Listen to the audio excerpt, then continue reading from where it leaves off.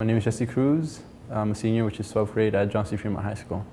I had a period where I just sat in a teacher's desk for a whole hour and 30 minutes, doing absolutely nothing. Besides, well, every here and there, run errands, but it doesn't really do anything for me.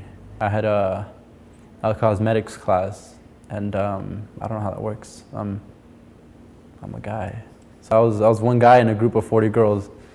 It does not make sense. I know people who have service for like 4 periods out of a day. I started off the year with 3 service classes.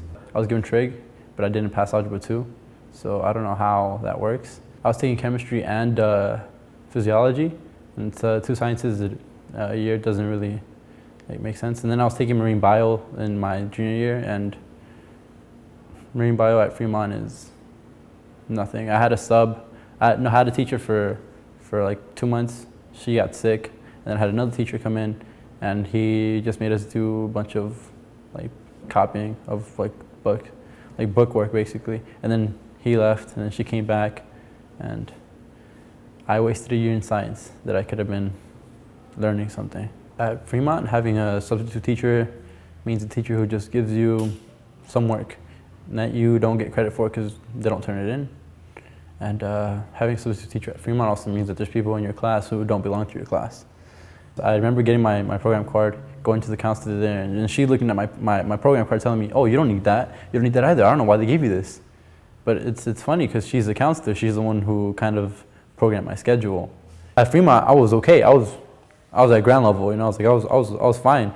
But I went to Silverado, and I was kind of put back, and I had to do extra to learn. And even then, it was difficult. It was still pretty stressing and demanding of me. I did all my work, you know. I turned in my homework. I wasn't very I was very punctual when I was in my sophomore year, but I was still robbed of a few classes. And I say robbed because I didn't get those credits until my junior year then, because I had to fight for it. I had my foster youth advocates looking into it and trying to see if they could find anything for me, and I was fortunate enough to be able to have that.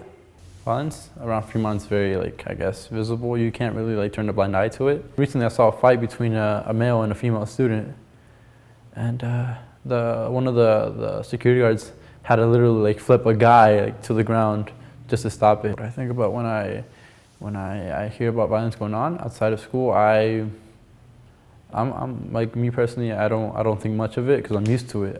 That's happened to me since middle school. I've had friends who've been mugged outside of school, literally right outside of the school gate.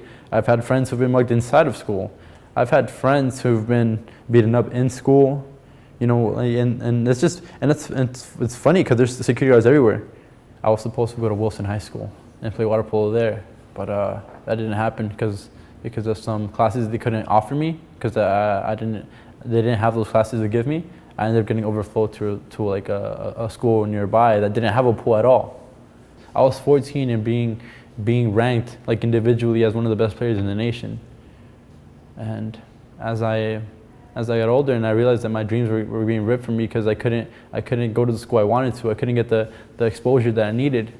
I started falling behind. I stopped swimming for like 6 months. And swimming is not like every other sport where you could just pick it up again and be the same. 6 months is like losing 2 years.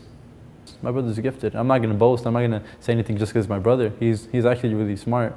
He's very mature for his age, but he's very innocent at the same time. And I don't know how you could do that. You can't have that balance, but he does. And he has these metaphorical wings, these wings that are going to be stripped from him if he goes to Fremont or if he goes to the same schooling that we had. And I don't want that. At Fremont, there's more people accepting you for being a failure than there is at some other school.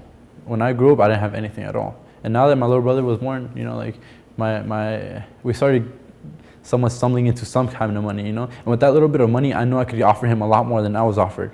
I could get him into sports teams. I could get him anywhere he wants, you know. Like he could go to like amusement parks. I was never taken to an amusement park growing up. I don't even have pictures of myself growing up. I don't have baby pictures. I don't have anything. If I had someone to tell me, hey, I know you. You're not supposed to be there. You're not supposed to be doing that. You know, you're supposed to be here. You're supposed to be reaching the highest level. You're supposed to be on the honor roll. You're supposed to be that kid, you know?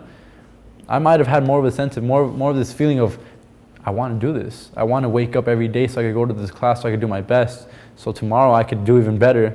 So the next day I could do even better than that.